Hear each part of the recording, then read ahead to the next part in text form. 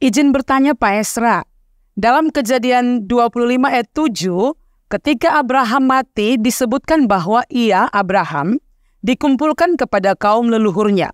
Faktanya dalam Kejadian 25 ayat 10 dikatakan bahwa Abraham dikuburkan bersama dengan istrinya, Sarah, di dalam kuburan yang dibeli orang Het.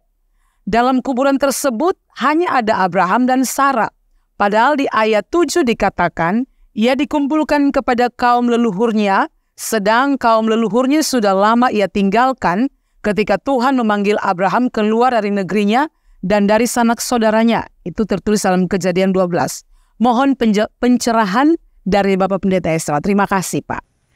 Ya, kalau melihat dua bagian itu, mungkin saudara berpikir bahwa, wah, ini kayaknya informasinya salah atau bertentangan karena ayat 7 berkata bahwa dia dikumpulkan bersama dengan kaum leluhur.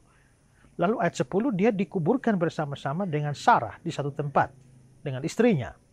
Nah, apakah memang dua bagian itu memang bertentangan? Sebenarnya tidak. Kuncinya adalah saudara memahami apa artinya dikumpulkan bersama dengan kaum leluhur, ya. Kalau kita baca ayat itu ya, di Kejadian 25 ayat 7, Abraham mencapai umur 175 tahun, lalu dia meninggal. Dia mati pada waktu telah putih rambutnya, tua dan suntuk umur, maka ia dikumpulkan kepada kaum leluhurnya. Ia dikumpulkan pada kaum leluhur, nenek moyangnya. Baru ayat 10-nya, dan anak-anaknya Ishak dan Ismail menguburkan dia dalam gua Makpela di padang Efron bin Sohar orang Het itu, padang yang letaknya di sebelah timur Mamre, yang telah dibeli Abraham dari Bani Het. Di sanalah terkubur Abraham dan Sarah istrinya. Ya, jadi kuncinya adalah apa yang dimaksudkan dengan dikumpulkan kepada kaum leluhur. Nah, dikumpulkan kepada kaum leluhur itu bukan berarti dikuburkan satu lubang atau satu tempat dengan kaum leluhur. Karena kalau memang artinya demikian, ya jadi salah dengan ayat 10-nya, dia dikuburkan dengan Sarah di satu tempat. Lagian kaum leluhurnya juga tidak dikuburkan di situ.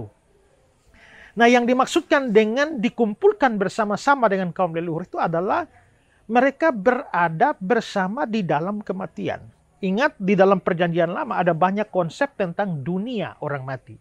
Jadi pemikirannya adalah kalau seorang meninggal dunia, maka dia berpindah alam ke dalam dunianya orang mati. Jadi misalnya kakek saya mati, maka dia dari dunia yang sekarang masuk ke dunia orang mati. Lalu orang tuanya kakek saya mati, pindah ke dunia orang mati. Kakek saya mati, pindah ke dunia orang mati. Ayah saya mati, pindah ke dunia orang mati. Lalu saya mati, saya juga masuk ke dalam dunia orang mati. Maka itu artinya saya dikumpulkan bersama dengan kaum leluhur saya, kan? Jadi bersama-sama berkumpul dalam dunia orang mati. Tentu saja itu mengacu kepada jiwanya atau rohnya. Sedangkan tubuhnya ya dikuburkan bersama-sama dengan Sarah istrinya. Jadi bagian itu sebenarnya tidak bertentangan, hanya pengertian tentang dikumpulkan bersama dengan kaum leluhur. Hanya itu saja.